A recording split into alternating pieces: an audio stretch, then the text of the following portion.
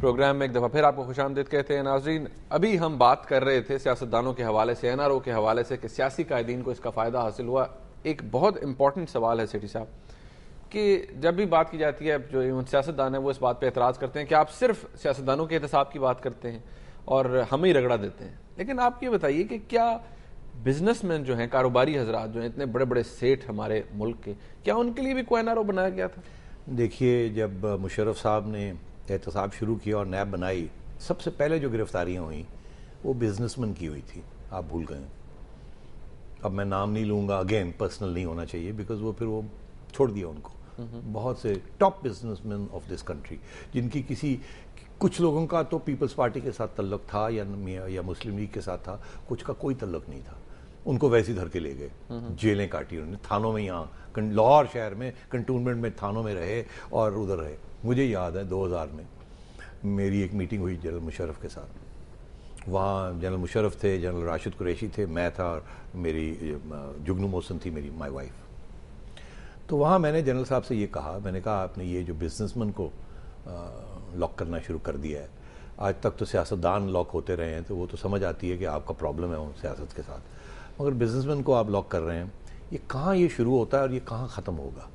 اس کی وجہ یہ ہے کہ بزنس کمیونٹی کو تو 100 سال لگتے ہیں کریٹ کرنے میں, اور ہر کنٹری کی ہسٹری میں بزنس مین شروع میں چوری ہوتے ہیں. اور وہ چوری کیا کرتے ہیں؟ ٹیکس نہیں دیتے نا, اور کیا چوری کرتے ہیں؟ مارتے نہیں ہیں کسی کو, پلاٹ نہیں لیتے, اس قسم کی تو کوئی چیز نہیں ہوتی. وہ بیسکلی ٹیکس نہیں دیتے, اور کمیشنیں لے جاتے ہیں, ٹیکس نہیں دیتے. کمیشن کے اوپر بھی اگر ٹیکس دے دیں تو مسئلہ نہیں ہے, لیگل ہے کمیشن لینی. تو میں نے کہا آپ نے بزنس مین کو پکڑ کے رکھ دیا, اب یہ یہاں سے فلائٹ آف کیپٹل ہو رہا ہے, پیسے لوگ لے کے بھاگ رہے ہیں بزنس مین. آپ نے معیشت چلانی ہے, آگے معیشت کا برا حال ہوا ہے کیونکہ ہم نے نیوکلیئر ٹیسٹنگ کی ہے, سینکشنز لگے ہوئے ہیں, اب جمہوریت بھی ختم ہو گئی, آپ آ گئے ہیں, پرایا اسٹیٹ بنتے جا رہے ہیں, لوگ کہیں گے پاکستان تو فارغ ہو چکا ہے, اب بزنس کمیونٹی رہ گئی, اس کو بھی آپ چھیڑ رہے ہیں. مت کریں ایسے. میں نے بالکل یہ بات کہی. تو ان کا آگے سے جواب یہ تھا, مجھے آج تک یاد ہے, گڈ ریڈنس ٹو بیڈ ربش. مطلب ہے گند ہے یہ, جانے دیں, یہ بات ملک چھوڑ کے جاتے ہیں, جانے دیں.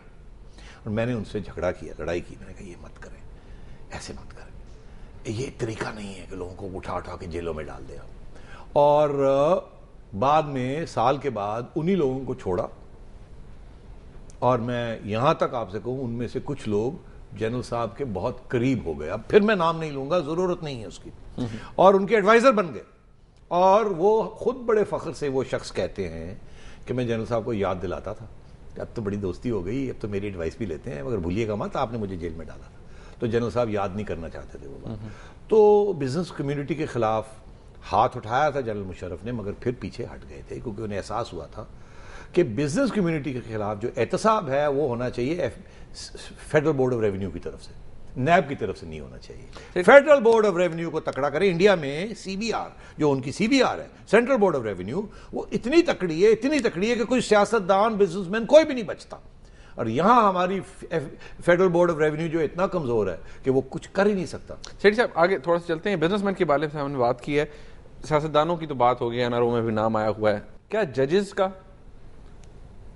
جو آج تک بات کرتے ہیں پولیٹیشنز, کسی فوجی جرنیل کا, اور تھوڑا ہم اپنے گھر میں بھی دیکھتے ہیں نا, کیا کسی جرنلسٹ کا احتساب ہوا ہے؟ چلے آپ شروع کرتے ہیں. آپ شاید بہت جوان تھے یا شاید تھے نہیں, پتہ آپ کو ایک زمانے میں ایک تھی 303. بالکل تھی. کیا تھا 303؟ ایک بندوق کا نام ہے, بندوق کا پرانے زمانے کی سیکنڈ ورلڈ وار بندوق کا نام. بالکل. مگر وہ 303 کچھ اور بھی ہوا تھا, پتہ آپ کو یاد ہے؟ مجھے نہیں یاد. جنرل ایوب خان کے زمانے میں 303 ہوا تھا. میں واقعی پیدا نہیں ہوا تھا. 303 بیوروکریٹس اور بزنس مین کو پکڑ کے اندر کر دیا گیا تھا. اس کو نام اس وقت یہ کہتے تھے 303 کلینسنگ, احتساب ہوا تھا 303 کا. تو یہ اس وقت سے یہ چل رہا ہے. مگر تو بیوروکریسی کی بھی ہوئی, کیونکہ بیوروکریسی 1950s میں اور 1960s میں بہت کرپٹ تھی. اس وقت لائسنسنگ سسٹم تھا, ہر چیز کی اجازت بیوروکریٹ سے لینی پڑتی تھی, اور وہ پیسے لیتے تھے اور پھر اجازت دیتے تھے, پھر امپورٹ ہوتی تھی چیزیں, لائسنسز ملتے تھے, لائسنسز مارکیٹ میں بکتے تھے. It was the biggest source of corruption in the country. اور کوئی سیکرٹری نہیں تھا جو کہ کرپٹ نہیں تھا. ایوری ون, ظاہر ہے ایک آدھ تو صاف ہوتے ہی ہیں, مگر by and large every one was corrupt. تو صاف بھی کیا ایوب خان نے اور پھر اتنی حمایت بھی کی کرپشن کی کہ وہ ساری بیوروکریسی اور آرم فورسز جو تھی اس وقت, کیونکہ آرم فورسز کی طرف سے لوگ فوج کو چھوڑ کے ریٹائر ہو کے جلدی جلدی بیوروکریسی میں جا رہے تھے, سول بیوروکریسی میں, اور یہ جو رخ ہے یہ اس وقت سے بنا کہ میجرز اور کیپٹنز چھوڑ کے آرمی کو بیوروکریسی میں گئے اور وہاں جا کے کرپشن ہوئی. تو یہ تو شروع ہو چکی تھی اس وقت, اس کا بھی احتساب ہو جائے تو بڑا اچھا ہے, پتہ لگے کون کہاں گیا اور کیا کیا اور کیسے اتنے. آج آپ نے دیکھا رحمان ملک صاحب کے اوپر یا فلانے کے اوپر یہ بھی الزام ہے کہ آپ کی جو دولت جو آپ کی ہے, جو ایسٹس ہیں, وہ پتہ نہیں چلتا آئے کہاں سے, سورس نہیں پتا. تو سورس پوچھئے نا, پھر اور لوگوں کو بھی پوچھئے ان کے سورس, یہ بڑے بڑے محل بنائے ہوئے ہیں, یہ کہاں سے آئی سورسز کی, انکم کا پوچھئے کہ کہاں سے آئی, یہ ایسٹس اتنے کہاں سے بنے. تو پھر آپ دیکھیے گا یہاں کوئی نہیں بچے گا اس ملک میں. سیٹھی صاحب آپ نے بات کی, آپ وہ دوسری بات بھی کرنا چاہ رہے تھے, ججز کی بات. ججز کی چھوڑیے اب ججز کی بات. ججز کا یہ ہے کہ وہ اچھی بات نہیں ہوتی کہ ججز کی بات کی جائے, وہ سبجوڈس, توہین, کنٹیمپٹ, بہت کچھ ہو سکتا ہے. پھر نام نہیں لینا چاہیے.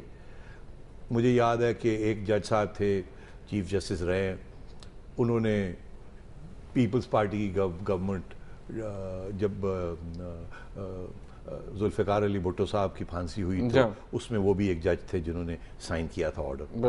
پھر وہ جب نواز شریف صاحب کی گورنمنٹ ڈسمس ہوئی 93 میں تو وہ جج تھے چیف جسٹس آف پاکستان, انہوں نے ریسٹور کر دی, جو کہ پہلی دفعہ ہوا اس ملک میں کہ ایک گورنمنٹ کو نکالا گیا, پریزیڈنٹ صاحب نے, ایک جج نے ریسٹور کر دی گورنمنٹ. تو اس وقت بہت سے الزام لگے, چمک چمک چمک, آپ کو یاد ہوگا. مگر پیپلز پارٹی نے پھر ایک ایویڈنس بھی پرووائڈ کی تھی کہ جج صاحب نے ایک سائن کیا ہوا تھا ڈاکیومنٹ کہ میں نے کبھی پلاٹ نہیں لیا, مگر انہوں نے کراچی میں ایک پلاٹ لے لیا تھا اور اس سے پہلے بھی انہوں نے پلاٹ لیے ہوئے تھے. تو اگر آپ پھر یہ خریدیں گے تو یہاں لاہور کے بھی ججز جو آج ریٹائرڈ ہیں, بہت سے ایسے نکلیں گے جنہوں نے بہت سے پلاٹس لیے. احتساب ہونا چاہیے اکراس دی بورڈ, تو آپ کو پتہ چلے گا کہ کس نے کتنے پلاٹس لیے, تو وہ بھی ساری بات سامنے آئی. سیٹھی صاحب, جرنیلوں کے حوالے سے ہم نے بات نہیں کی, جرنلسٹ کے حوالے سے ہم نے بات نہیں کی, ایک بریک لینی ہے مجھے یہاں پر. ناظرین ایک بریک لیتے ہیں, اور بات احتساب کی ہو رہی ہے تو کیوں نہ پھر بات کی جائے فوری جرنیلوں کی بھی اور جرنلسٹ کی بھی. ایک بریک کے بعد اس کے بارے میں بات کرتے ہیں, ہمارے ساتھ رہیے گا.